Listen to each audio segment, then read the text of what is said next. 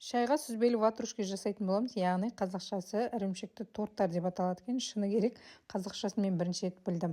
Осындай том-томпақ пончик болып шығады. Міндетті түрде жасап көріңіздер.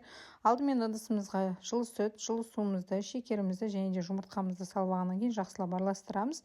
Және де сармайларымыздың барлығын мен микроволновкада ерітіп алдым. Үстінен дрожжымызды саламыз. Біздің мына жердегі сұйықтығымыз суып қалмау керек, яғни ашыған қамыр дайындайтын боламыз.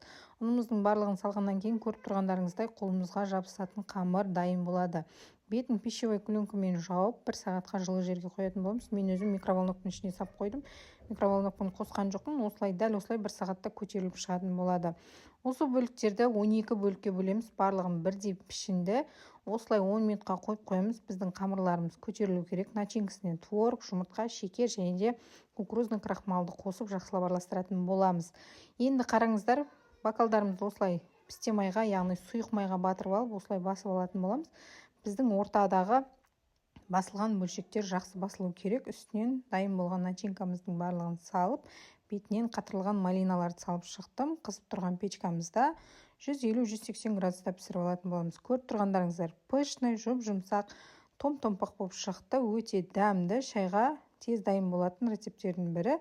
Міндетті түрде жасап көріңіздер. Ал сіздер бұл таттыны қалай атайсыздар? Комментарийға жаза кетіңіздер, әрі достарыңызбен бөлісуді ұмытпаңыздар.